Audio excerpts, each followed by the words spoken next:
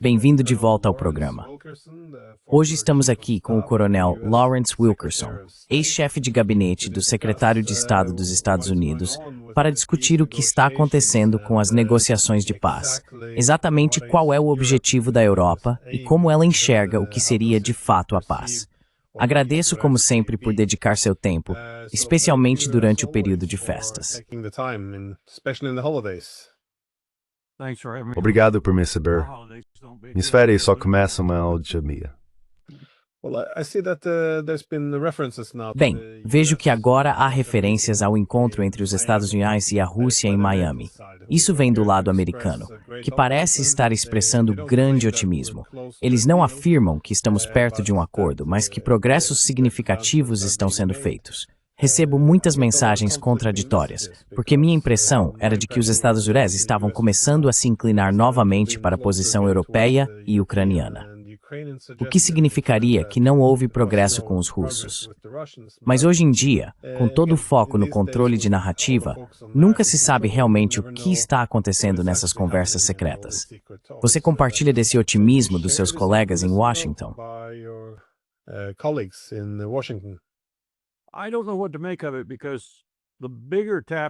Eu não sei o que pensar disso, porque o grande panorama está se desenvolvendo tão rápido agora que até eu fiquei surpreso com a sua velocidade. E o que quero dizer com isso é que, como você sabe, eu já falei sobre a enorme e inexorável transferência de poder do Ocidente para o Oriente. Eu não fazia ideia de que apenas em termos fiscais, e talvez Trump esteja acelerando isso em outros aspectos concretos, como tomar os petroleiros de outras pessoas. Estamos chegando a um clímax de endividamento, por assim dizer, que é impressionante. Scott Bessent, o atual secretário do Tesouro, e ele não pode deixar de saber disso, está diante da necessidade de tomar emprestados 3 trilhões de dólares num futuro muito próximo, ou entraremos em inadimplência. Or we default. Now think about that for a minute. $3 trillion. Agora, pense nisso por um minuto.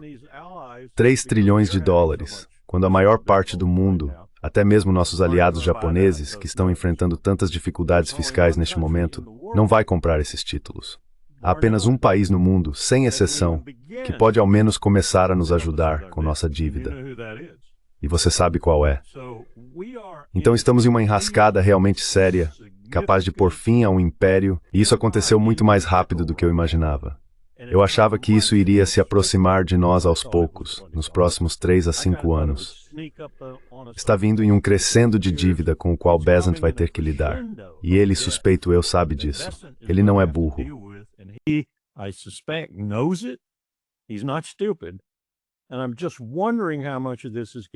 eu só fico me perguntando quanto disso está chegando ao Trump, porque essas ações que temos tomado indicam que sabemos o que está acontecendo, mas não sabemos como sair disso.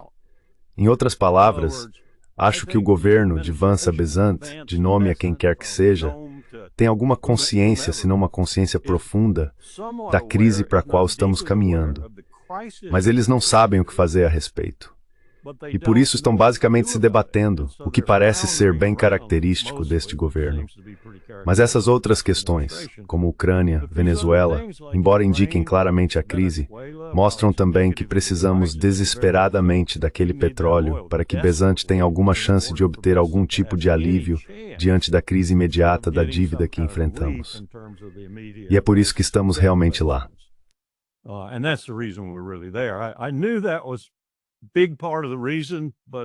Eu sabia que isso era uma parte importante do motivo, mas não conseguia imaginar o quanto até começar a analisar o processo de refino, o que nós podemos fazer, o que outros podem fazer, como os mercados globais de petróleo estão operando agora, como tantas vendas estão sendo denominadas em renminbi, rúpias, rublos, até mesmo na moeda sul-americana ou sul-africana.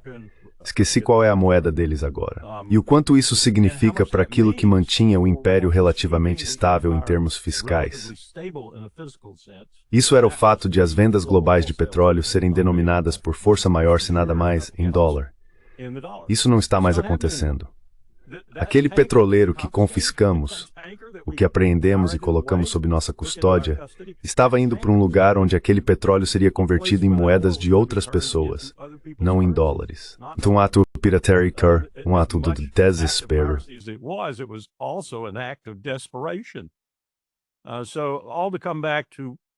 Então, voltando à realidade, por assim dizer, mas a realidade é exatamente o que acabei de descrever. Receio. Vamos começar a fazer acordos que vocês nem vão acreditar, porque precisamos disso. E até certo ponto, temos que garantir que as principais lideranças da Europa entendam o que está acontecendo também. Porque se não entenderem, vão ser um peso que nos impedirá de fazer o que precisamos fazer, e vão afundar junto conosco, e muito. Porque também não estão indo bem economicamente. Então isso pode ser um tsunami que praticamente varra o hemisfério ocidental, exceto aqueles no sul que agora colocaram a casa em ordem. E quando digo isso, refiro-me a todos, desde a Venezuela e a Colômbia, passando pelo Brasil, até a Argentina e o Chile em menor grau.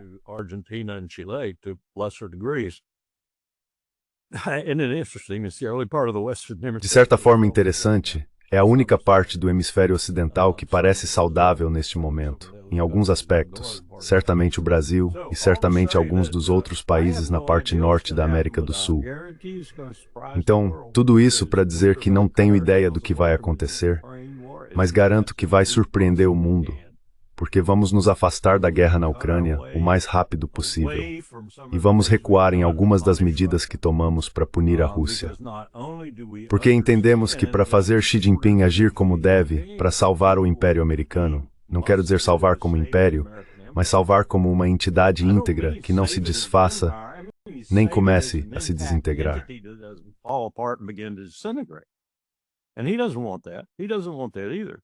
E ele não quer isso. Ele também não quer isso. Então, para fazê-lo agir assim, precisamos ser muito mais conciliadores, especialmente com a Rússia e, até certo ponto, com a Índia e com a China. Muito mais conciliadores. Ele não vai sentar e escrever uma lista dizendo isto é o que você tem que fazer, porque ele sabe que Donald provavelmente não entenderia nada da lista. Acho que ele entende que há algumas pessoas na administração que vão compreender o que precisam fazer e a rapidez e agilidade com que precisam fazê-lo.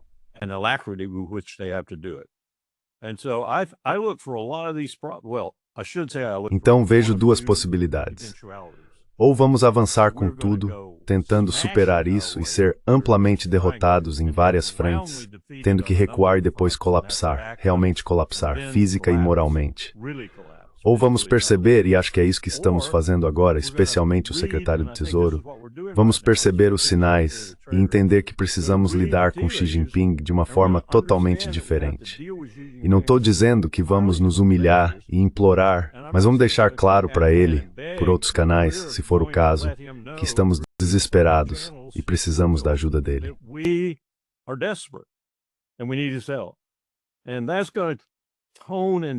E isso vai influenciar e colorir todas essas outras coisas também, eu acho.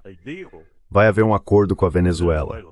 Apesar de todas aquelas forças militares lá fora, vai haver um acordo. E o acordo vai ser bom para Maduro, bom para a Venezuela e bom para os Estados Unidos. E Trump pode apresentá-lo da maneira que quiser, com qualquer pincel e qualquer tinta que queira usar, ou pode agir como um idiota, fazer escândalo e se desesperar por causa disso. Esse acordo vai ter que ser feito, vai ter que acontecer, porque caso contrário o que eu descrevi vai acontecer conosco. E vai acontecer muito mais rápido e de forma muito mais profunda do que eu jamais imaginei.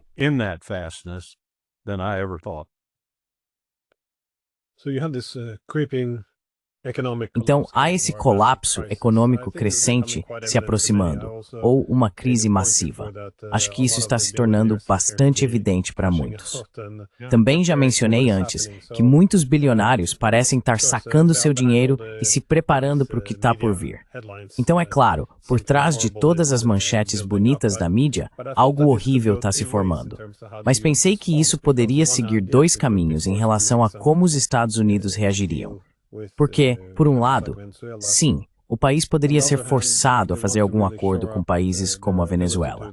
Por outro lado, se realmente quiserem reforçar sua capacidade de emprestar dinheiro, de emprestá-lo com alguma garantia, algo sólido, algum ativo real, também faria sentido, não como defesa dessa ideia, mas tentar conquistar a Venezuela. Obviamente não acho que isso vai acontecer como eles esperam. Mas, se um país está em uma situação tão desesperadora e precisa de dinheiro de outras nações, enquanto se equilibra à beira do colapso, isso não seria problemático?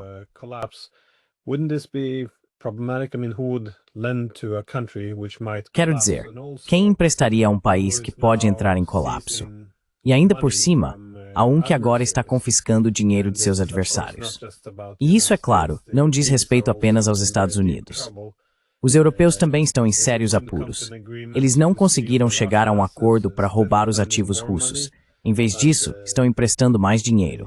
Mas mesmo assim, congelaram permanentemente os ativos russos e vão exigir reparações. O que basicamente significa, nos deem dinheiro, paguem nossas contas. Então o meu ponto é, quando um país está em uma situação tão grave e demonstra que está disposto a congelar ou roubar os ativos de outros países, você acha provável que um país como a China apareça para tentar salvar os Estados Unidos?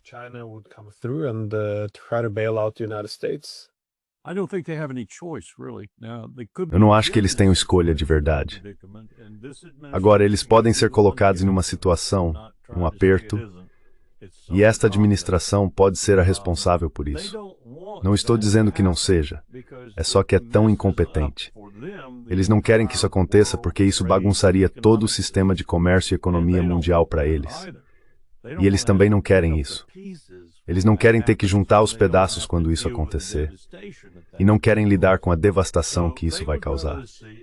Então eles preferem ver, para colocar em termos suaves, os termos que estudiosos de relações internacionais de todos os tipos vêm usando desde o pós-Guerra Fria, que temos que viver em um mundo composto, em vez de duas partes, por muitas partes.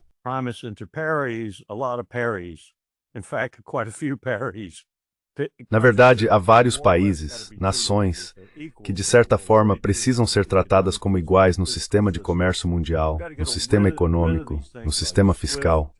Precisamos nos livrar de coisas como o SWIFT e a S&P, do petróleo cotado em dólares, e do uso desse instrumento por um país para resolver seus problemas fiscais ano após ano, enquanto se afunda cada vez mais em dívidas. Isso precisa ser consertado, mas de maneira muito estratégica e calculada. E Xi Jinping, acredito, é justamente a pessoa a quem essa proposta deve ser apresentada. Se você está realmente levando isso a sério e está disposto a aceitar esse novo mundo multipolar, não gosto de polos, talvez multinós, ele aceitará?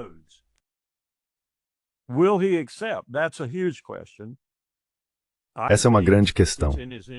Acho que é do interesse dele fazer isso, e ele vai fazer. Mas será que o outro lado, e não excluo necessariamente os europeus nisso, mas certamente Washington, será inteligente e disposto o suficiente para isso? Eles podem disfarçar. Não precisam engolir o orgulho diante de seus públicos domésticos de forma significativa. Você pode disfarçar isso da mesma forma que disfarçamos Bretton Woods no final da Segunda Guerra Mundial, e depois, quando basicamente assumimos o sistema financeiro mundial e impusemos as regras a todos. Agora, não fomos tiranos quanto a isso, pelo menos no começo, e por isso, o mundo meio que aceitou.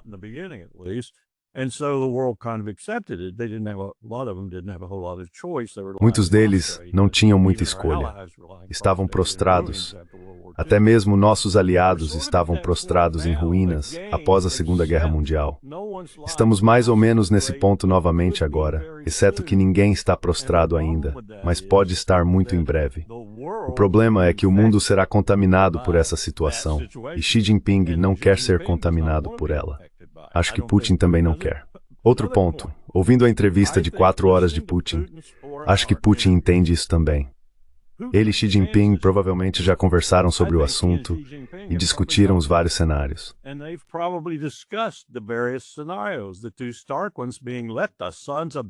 As duas opções brutais são deixar esses filhos da mãe apodrecerem na própria urina ou não. Não podemos, porque um pouco desse fedor vai acabar em nós. Precisamos ajudar nessa nova transição do poder no Ocidente para o poder no Oriente, ou melhor dizendo, talvez para um poder compartilhado pelo mundo todo. Precisamos ajudar nisso. Afinal, o que é a iniciativa do Cinturão e Rota, no fim das contas? É assim que ela é apresentada, de qualquer forma. As estratégias que vi na escola central do partido refletiam isso. É verdade que aquelas pessoas não são necessariamente os chineses arrogantes que tentamos retratar como se estivessem tentando dominar o mundo. São pessoas que realmente pensam de uma forma muito confuciana sobre o futuro, a longo prazo, e planejam para esse futuro, desde o planejamento industrial até o militar. Então eles têm a capacidade e certamente têm o dinheiro agora para fazer isso.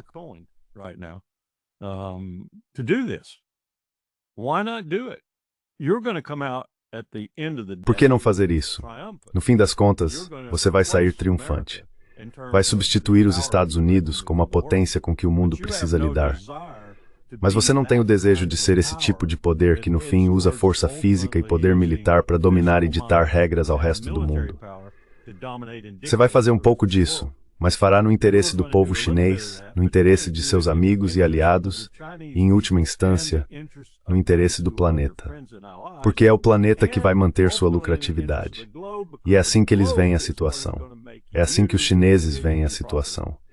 Pegue toda a propaganda que Israel, os Estados Unidos e a Europa divulgam e jogue no lixo.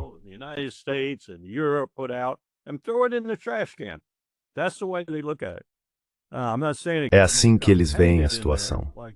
Não estou dizendo que isso não possa se corromper lá dentro.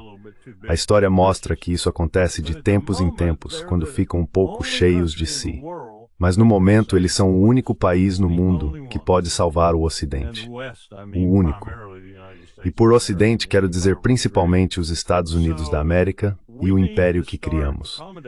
Então precisamos começar a lidar com isso da melhor forma possível, reconhecendo e enfrentando essa realidade. Um dos atos mais hediondos que cometemos e que provavelmente contribuiu tanto quanto qualquer outro para iniciar esse processo e ser reconhecido por nossos inimigos no mundo, especialmente Rússia e China, foi o que fizemos com a Rússia em relação às sanções, começando com Biden. Um erro crucial. O mundo olhou para isso e disse, cara, fora de controle.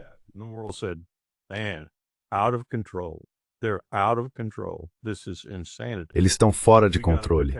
Isso é uma loucura, precisamos nos proteger disso. E foi assim que começou grande parte do impulso dentro dos BRICS em particular, mas também no sul global em geral, refletindo sobre o império e o sistema sobre o qual todos têm vivido por, digamos, 60 ou 70 anos, e pensando, bem, ele está se deteriorando, está apodrecendo em seu túmulo. Precisamos ter algo para substituí-lo. E eles estão se movendo exatamente nessa direção. Primeiro em um consórcio informal, mas agora acho que há muita coordenação acontecendo. A coordenação está sendo conduzida essencialmente por aquele gênio, em certos aspectos em Moscou, e por seu equivalente em Pequim, que é, digamos, mais rico em termos de contas correntes.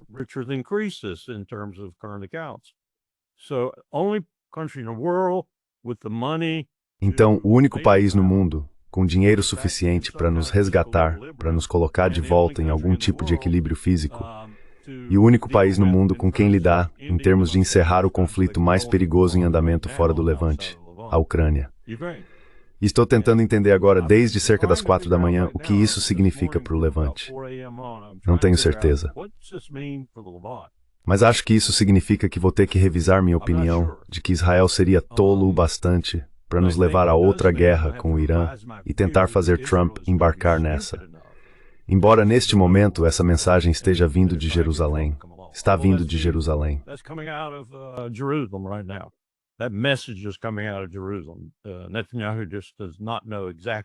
Netanyahu simplesmente não sabe exatamente como formular seu pedido a Trump, porque ele quer que Trump acabe com o Irã enquanto ele lida com o Líbano, Gaza, a Cisjordânia e a Síria. É isso que está saindo dos bastidores, por assim dizer, em Washington. Isso é um absurdo, porque o que estou descrevendo é uma situação muito maior, uma situação muito mais séria, tanto para a Europa quanto para os Estados Unidos. Algo precisa ser resolvido. Se estamos lidando com a Ucrânia, E estamos fazendo isso de forma sábia e sensata, e os europeus são obrigados a fazer o mesmo. Então, como vamos lidar com o Sudoeste Asiático? Como vamos lidar com o Irã? Como vamos lidar com os árabes? Como vamos lidar com um país como a Arábia Saudita, que está sendo rapidamente substituído?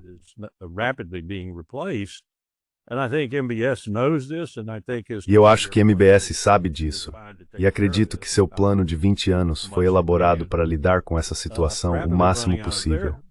Eles estão rapidamente ficando sem seu ouro negro e sem a capacidade de controlar os mercados de petróleo como faziam no passado. Isso provavelmente se tornará responsabilidade de um consórcio global à medida que avançarmos. Caso contrário, não conseguiremos sustentar a principal fonte de energia do mundo. E ela continuará sendo por algum tempo. Então, estou aqui divagando, num fluxo de consciência. Mas percebo com a ajuda, acho, de John Mearsheimer e algumas de suas palestras, que tenho assistido com dedicação ultimamente, que estamos em um momento de perigo sem precedentes nesse século até agora, e para os Estados Unidos sem precedentes desde 1914 ou 15. E temos algumas decisões realmente difíceis a tomar, assim como tivemos naquela época.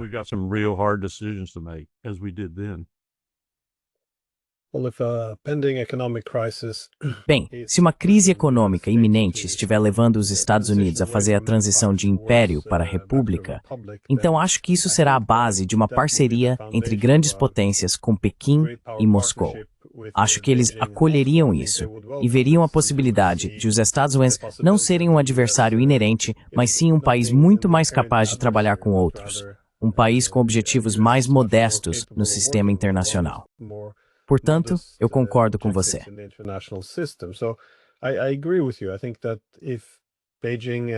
Acho que Pequim e Moscou gostariam de ver o declínio gradual do Império Americano até se tornar uma república estável. Eles têm observado a dívida sair lentamente do controle e acredito que esperavam por um declínio gradual e depois uma oportunidade de encontrar um novo papel. Um colapso dos Estados Unidos, uma ruptura massiva, seria extremamente perturbador e também não daria muito tempo para que chineses ou russos se ajustassem. Portanto, nada disso, ao meu ver, seria bom para o sistema internacional. Além disso, quando ocorrem essas mudanças rápidas no poder global, é de sistema formar. Mas eu...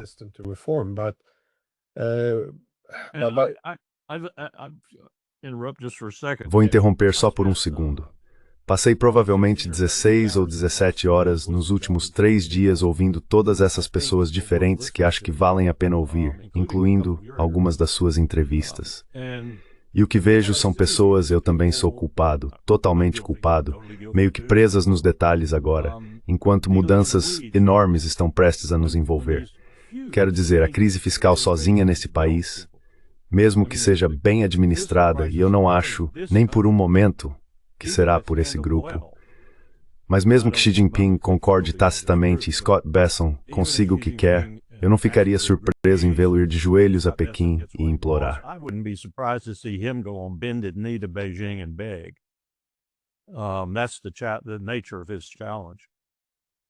Essa é a natureza do desafio dele. Estamos nos envolvendo com tantas pequenas coisas, especialmente a inclinação de Trump, que poderíamos colocar todo tipo de obstáculo no caminho de uma transição tranquila, por assim dizer. E isso realmente me preocupa. Um dos menores desses obstáculos poderia ser alguém que, como já apontei antes, fica muito irritado e frustrado com todo o processo e começa a fazer ameaças com armas nucleares. Esse poderia ser um dos desdobramentos disso. E há pessoas nesta administração e pessoas por trás dela nas sombras que têm esse tipo de inclinação. Quando você ouve alguém como Lindsey Graham, ouve a principal voz nesse sentido.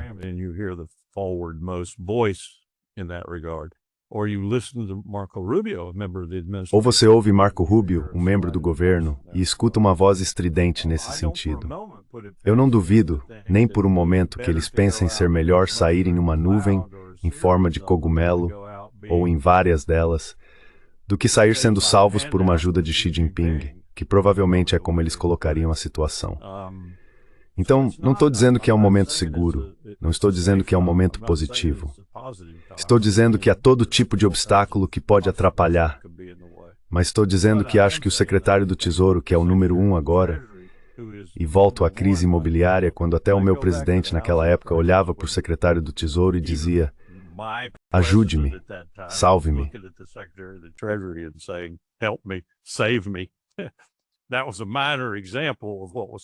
Esse foi um pequeno exemplo do que estava por vir. Isso é grande, realmente grande. É algo que abala a terra. Como você vai lidar com 3 trilhões de dólares em dívida de uma só vez no novo ano? Como vai fazer isso? Só há uma maneira. Só existe uma pessoa no mundo com bolsos tão fundos. Mas será que faremos isso da maneira certa? Essa é uma grande questão, uma grande questão. Podemos realmente bagunçar tudo, e ao bagunçar tudo, vamos bagunçar também para os outros. E eles sabem disso. Essa é provavelmente a maior pão sobre eles, tentar nos manter sãos enquanto faz isso.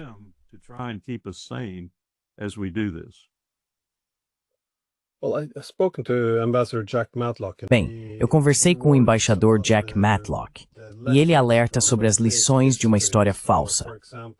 Por exemplo, ao afirmar que a Guerra Fria foi vencida, ele disse que isso criou uma cultura militar muito perigosa nos Estados Unidos. A suposição de que não encerramos a Guerra Fria por meio de compromisso, mas que enfrentamos os russos e eles simplesmente, desmoronaram.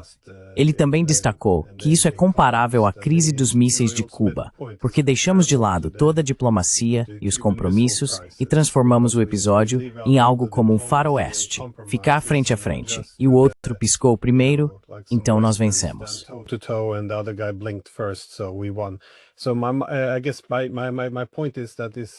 Então acho que o meu ponto é que esse tipo de visão militarista da história talvez possa incentivar algum grande confronto no fim, uma tentativa de recuperar a antiga glória. Não sei, só vejo isso acontecendo. Estou observando. A Venezuela está começando a parecer um ataque real, em breve. Estamos de olho no Irã. Parece que eles podem ir atrás do Irã.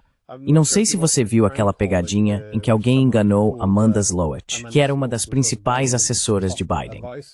Ela estava ali, vamos chamar de entrevista, dizendo que o acordo de Minsk não foi realmente um erro, que ele deu muitos anos para as agências de inteligência ocidentais, não para se envolverem, essa não é a palavra certa, mas para se infiltrarem adequadamente na Ucrânia.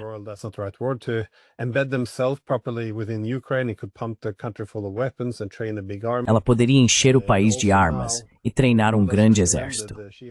E agora, você sabe, ela mais ou menos recomendou, ela e outro assessor de Biden, que este era o momento de buscar um acordo de paz que fizesse a Rússia acreditar que havia vencido e então, claro, começar a mudar as realidades no terreno. Então parece que há uma força poderosa em Washington que acredita que se simplesmente enfrentarmos nossos oponentes, poderemos recuperar a antiga glória. Mas o problema está na economia disso, porque não há capacidades ou intenções reais. É só que a base se está se desintegrando.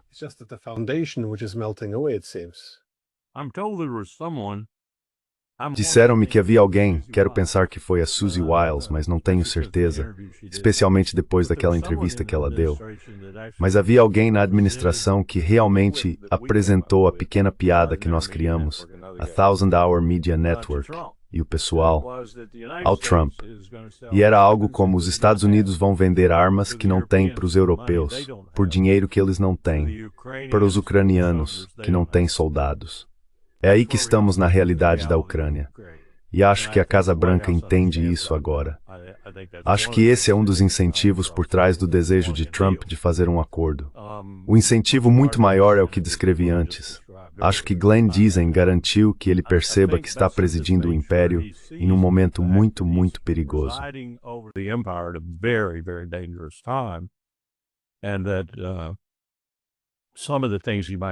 E isso, algumas das coisas que talvez você precise fazer vão contra o caráter de Trump, se é que existe algum caráter ali. Mas acho que vai ser algo persuasivo, espero que seja persuasivo. Se não for, você tem razão.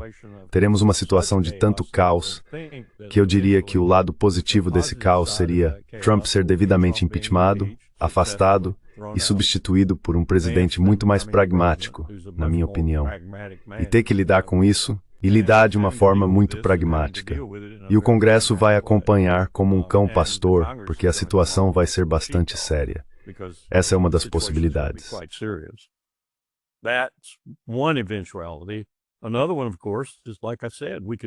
Outra possibilidade, é claro, como eu disse, é que poderíamos fazer uma bagunça tão absurda que acabaríamos realmente entrando em uma grande guerra, achando que essa grande guerra de alguma forma nos renovaria e nos tiraria do buraco.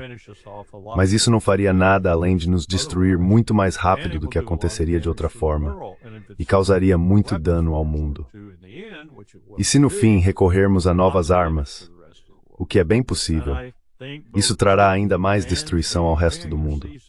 Acho que tanto Putin quanto Xi Jinping estão cientes disso e entendem a gravidade. Então eles veem isso como um evento marcado em vermelho. Não vá por esse caminho. Faça tudo o que for possível para evitar isso. Ao mesmo tempo, eles não vão sacrificar sua posição no mundo para nos salvar se nós não cooperarmos. Isso pode parecer ridículo, mas não é.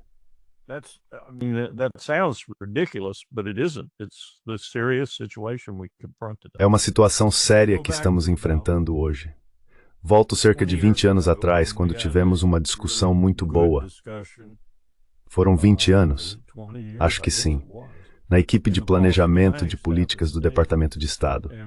Lançamos uma ideia, um esboço sobre a criação de um consórcio mundial. Percebemos, acho que as pessoas mais inteligentes do planejamento de políticas perceberam, que é praticamente o único lugar inteligente no governo dos Estados Unidos quando se trata de olhar para o futuro, pensar estrategicamente e assim por diante. Por isso é tão frequentemente subestimado pelos presidentes americanos. Conde, nós escrevemos a primeira Estratégia de Segurança Nacional em 2000. Escrevemos e enviamos para ela. Ela não gostou. Então Richard Haas disse, tudo bem, sem problema. E o que ela acabou fazendo? Terceirizando o trabalho para um think tank.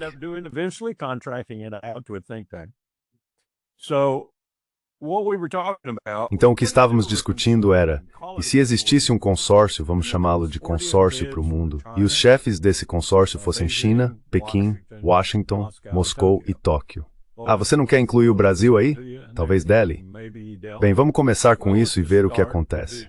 Estávamos esboçando uma espécie de modelo hipotético de como esse consórcio seria. Como você lidaria com isso politicamente?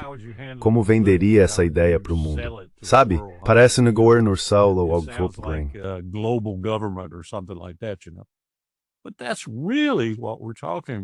Mas é disso que realmente estamos falando quando falamos sobre potências pares, 3 ou 4, talvez 5, em um mundo de potências quase pares no próximo nível. E pode haver até 20 dessas. Pense no G20, no G8 e em todas aquelas antigas formulações. E então o resto do mundo. Como fazer com que isso não seja uma estrutura econômica de gotejamento, mas sim uma que compartilhe a riqueza de maneira razoavelmente justa e equitativa? Achávamos que era possível, mas ninguém queria falar sobre isso. Certamente ninguém na Casa Branca de George W. Bush queria falar sobre isso. E o meu próprio chefe, Colin Powell, também não queria falar sobre isso.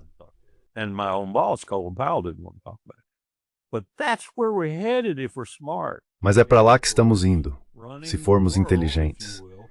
Estamos caminhando para governar o mundo, por assim dizer, não a partir do nível nacional, como no livro de David Rothkopf, Running the World, sobre o Conselho de Segurança Nacional, não a partir do Conselho de Segurança Nacional de Washington, mas a partir da força e do dinheiro combinados das grandes potências do mundo e com uma base justa e equitativa por baixo, por assim dizer. Muito melhor do que o que temos atualmente. Mais distribuição de riqueza, uma distribuição de riqueza mais justa.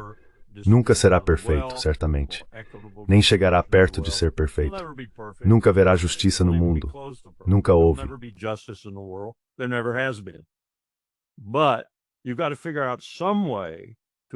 Mas é preciso encontrar alguma forma de acomodar essas mudanças de poder de um modo que não destrua um lado e eleve o outro, como se fazia tradicionalmente, mas que equilibre isso entre vários países, várias pessoas e enfrente questões como a crise climática e as armas nucleares. Na época pensei e disse ao meu chefe, você precisa olhar para isso. Não é um raciocínio ruim. E sabe, ele não quis. Ele disse a Richard Haas, como você operacionalizaria isso? Típico cara militar, sabe? Como você operacionalizaria isso? Bem, a primeira coisa que seria necessária é uma diplomacia de verdade. Seria preciso ir à Casa Branca, conversar com aquele sujeito e dizer, já pensou em se tornar diplomata? Quero dizer, parece simples. Parece algo sonhador, simples demais. Mas algo assim provavelmente vai ter que ser desenvolvido.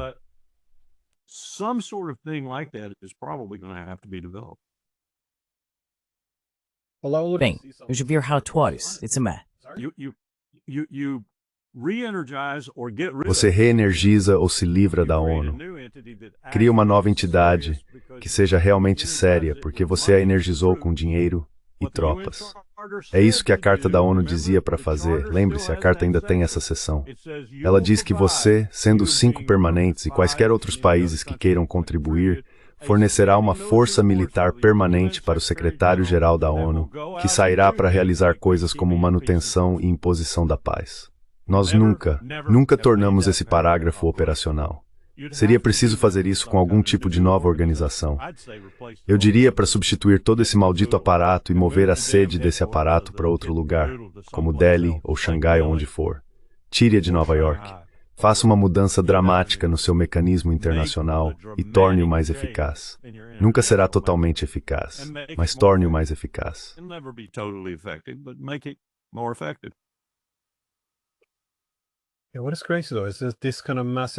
Sim, o que é louco, porém, é que esse tipo de mudança massiva de que você está falando normalmente só acontece depois de uma grande guerra. Há algumas exceções, é claro. O colapso da União Soviética, por exemplo, quando o sistema internacional mudou de forma fundamental. Mas se realmente víssemos um colapso massivo, bem, o colapso do Império Americano, sim, isso criaria uma dessas crises.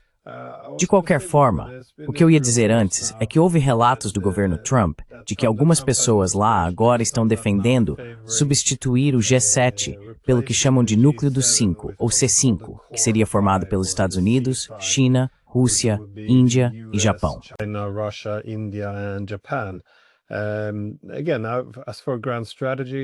Novamente, quanto à grande estratégia, acho que está indo na direção certa, porque as principais instituições precisam refletir a distribuição de poder existente. Mas é claro, nenhum país europeu está nessa lista, além da Rússia. Isso levanta uma questão, porém. O que você vê nessa nova mudança? Porque, obviamente, as dificuldades econômicas agora forçarão mudanças nos Estados Unidos. E já vimos a nova estratégia de segurança nacional começar a se afastar do passado. Não há palavras duras sobre a Rússia. Enquanto isso, há quase planos de golpes na Europa. Ou, pelo menos, esforços para cultivar a oposição. Então, as coisas estão mudando. O que você vê como o papel da Europa nesse novo mundo ao qual os irmãos precisam se ajustar?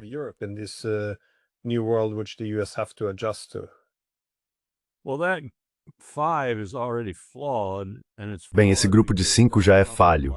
E é falho porque Donald Trump não gosta do Lula da Silva no Brasil. O Brasil deveria estar incluído. Aliás, no nosso pequeno grupo, quando começamos isso no consórcio, o Brasil estava lá.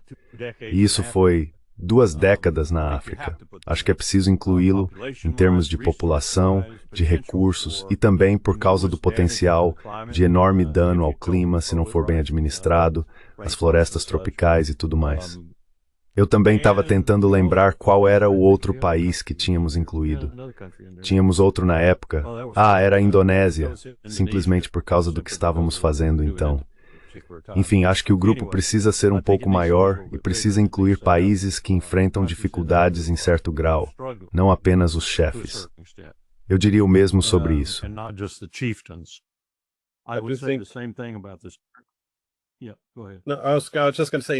Eu ia justamente dizer Indonésia. Acho que é um dos países mais subestimados em termos de para onde está indo. Vai ser um grande protagonista no futuro e praticamente não aparece no radar, pelo menos aqui na Europa. O que é meio estranho, porque tem uma importância imensa, especialmente como uma potência marítima também.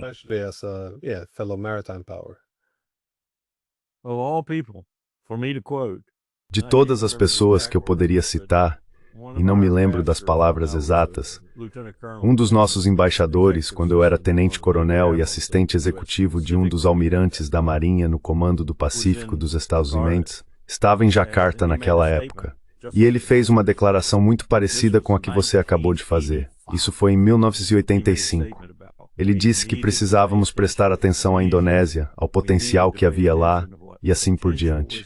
Enfim, você pensaria que isso é algo típico de um embaixador dizer.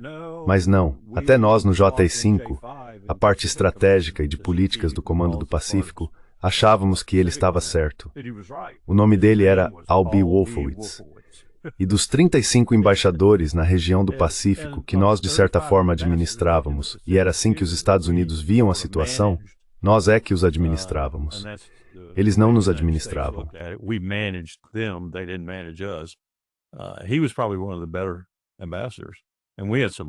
Ele provavelmente foi um dos melhores embaixadores, e nós tivemos alguns muito bons. Tivemos muitos bons embaixadores durante aqueles anos. Mas, desviando um pouco do assunto, basicamente é preciso uma representação melhor do planeta. Uma que não reflita as realidades do pós-Segunda Guerra Mundial, porque elas já se foram. Como os europeus, e de forma bem clara, estão nos mostrando, não de maneira positiva, mas negativa, eles não entendem. Eles não entendem o que a guerra significou. Eles não entendem o que a guerra lhes proporcionou. Eles não entendem os anos de paz, alegria e grandes programas sociais e tudo o que isso trouxe para eles. Acabou. Está feito. E é preciso uma substituição. E é preciso entrar nessa substituição com o máximo de franqueza, honestidade, clareza e competência que se conseguir reunir.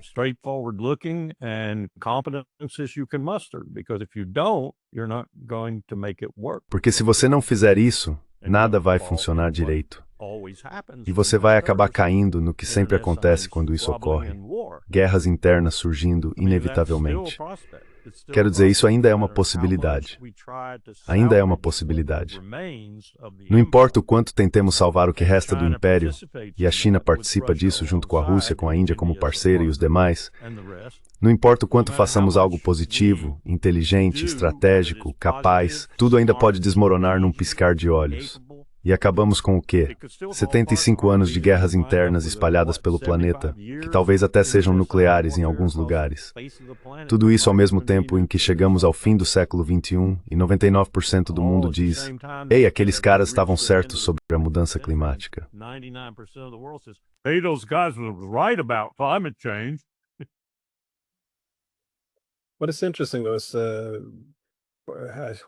O que é interessante, porém, é que quando você conversa com diferentes acadêmicos ou autoridades de Pequim, ou da China em geral, eles destacam que no passado, a Europa tinha uma posição muito elevada nas ambições externas deles, em termos de com quem queriam se associar e trabalhar. Mas hoje em dia, os europeus simplesmente, se afastaram completamente disso. Eles não veem mais tanto valor nisso como antes. E os Estados Unidos e a Rússia também compartilham essa ideia de que ambos querem se afastar da Europa agora. Então, parece mesmo que esse continente vai passar por muitas dificuldades. Acho que isso ainda não caiu a ficha para esses líderes. Claro, nós também não somos abençoados com os melhores líderes por aqui. Mas eu só quero...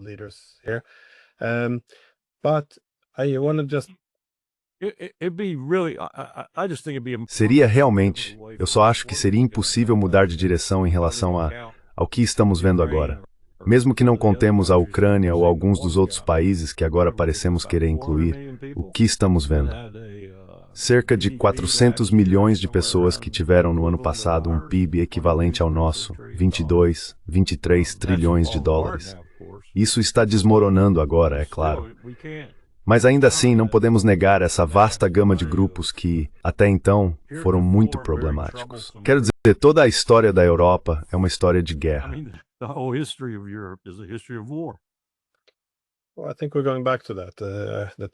Acho que estamos voltando àquele tempo. O tempo de uma Europa coesa como uma única entidade.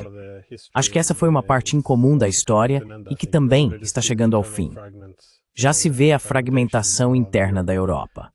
Então, novamente, até que ponto se quer mantê-la unida às custas dos interesses nacionais e da dependência do bicho-papão russo para manter tudo coeso?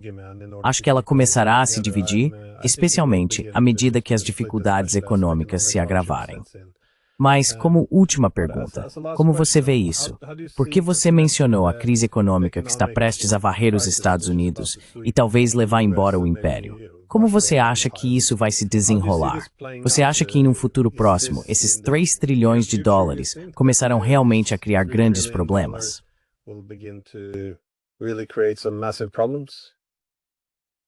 I think it's much closer than I thought it was, Glenn. Acho que está muito mais perto do que eu imaginava, Glenn. Muito mais perto. Eu nem tinha certeza. Faço 81 anos em janeiro e eu não tinha certeza se queria ou se iria viver para ver o verdadeiro e claro declínio do Império Americano. Acho que talvez veja. Acho que talvez veja. E isso vai começar, e o desmoronamento ficará evidente para todo cidadão de oeste a leste, de norte a sul, por causa da crise fiscal. Está quase no ponto em que é preciso dizer que tudo vai desabar.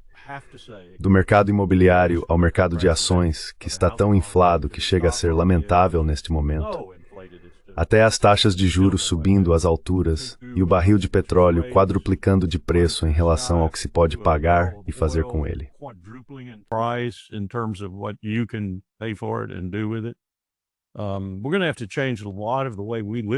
Vamos ter que mudar muita coisa sobre a forma como vivemos neste país. Temos sido muito hedonistas, muito relaxados, egoístas em todo o país. Não consigo apontar um único estado e dizer que a maioria das pessoas lá não se encaixa nessa descrição. Alguns são piores que outros, é claro, e alguns, consequentemente, melhores, mas nenhum deles está onde deveria estar, ou sequer razoavelmente perto disso. Então os americanos vão ter que arregaçar as mangas e aguentar firme. E eles não estão acostumados a isso, não fazem isso há muito tempo, gerações, simplesmente não fazem. Mas vão ter que fazer. Sabe, falam sobre a crise do petróleo nos anos 70, quando era preciso parar e entrar na fila para abastecer. Ah, aquilo foi terrível.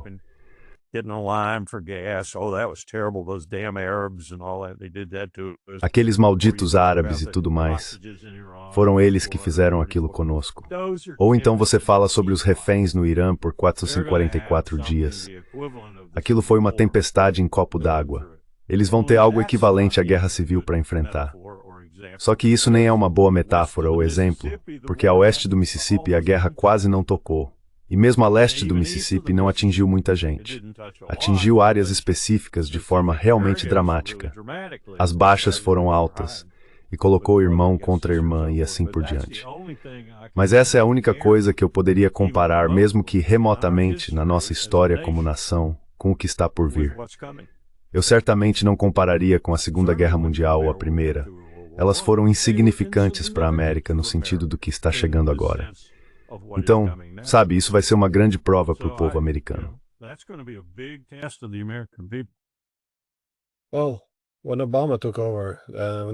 Bem, quando o Obama assumiu, quando você estava na Casa Branca, acho que a dívida era de cerca de 9 trilhões de dólares. E agora, claro, está em 38. Logo vai para 39. Do jeito que o problema vem sendo empurrado com a barriga, tempos muito difíceis estão por vir. Acho que a maior parte do mundo está exposta de forma muito significativa, ou na verdade todo mundo. Isso vai ser muito preocupante. E geralmente esse tipo de crise, sabe, eu gostaria de pensar que ajudaria a formar caráter, restaurar a capacidade de priorizar, recomeçar com pensamento estratégico, tudo isso. Mas na realidade, temo que isso vá levar à guerra, que pelo menos algumas guerras comecem por causa disso.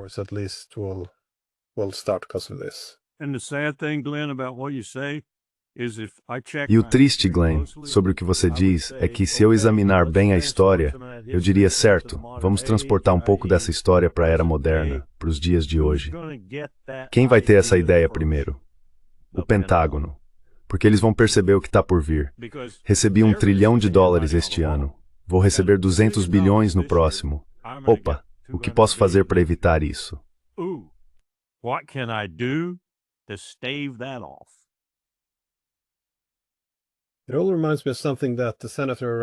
Tudo isso me lembra algo que o senador Rand Paul disse uma vez. Ele disse que não se trata de manter o império funcionando. Ou recuamos o império de forma controlada, ou enfrentamos um colapso descontrolado.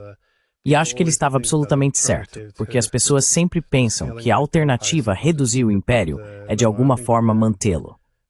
Mas não, eu acho que sim, isso vai ser uma grande bagunça. Mas enfim, com essa nota tão alegre, desejo a você um Feliz Natal e espero que tenha ótimas festas. É uma pena, no entanto. Acho que chegou a hora de fazermos alguns reajustes no sistema internacional. Precisamos refletir as novas realidades, mas os grandes choques, e claro, o custo que isso terá para a população, serão um preço terrível a pagar. Essa é a vergonha de qualquer transição como essa. As pessoas comuns nas ruas é que pagam o preço. É como nos Estados Unidos, eles viram o colapso da União Soviética como um desenvolvimento positivo. Mas se você olhar para o custo humano, o que aconteceu lá nos anos 1990, foi realmente, sim, realmente terrível. É.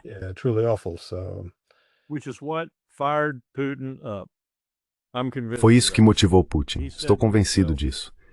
Ele disse a si mesmo, se eu chegar a uma posição de poder, isso não vai acontecer. As coisas vão melhorar e melhorar e melhorar. E segundo todos os meus amigos na Rússia e os americanos que viveram lá ou que vão com frequência, foi exatamente isso que ele fez, com imperfeições, problemas e defeitos aqui e ali. Mas ele deu ao povo russo algo que certamente não tinham no momento da transição. Naquela época, eles estavam em um desastre. E eu sei que mesmo então, nós estávamos ajudando com aquele desastre.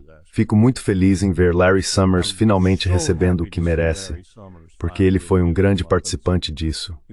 Não apenas nos arquivos de Epstein, mas também, junto com Anatoly Chubais e outros, nas liquidações em Moscou das quais suas empresas obtiveram taxas enormes.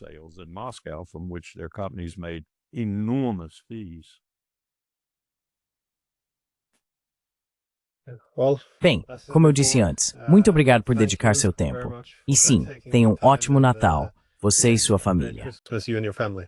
Lord Percival Banks, Sir Beans.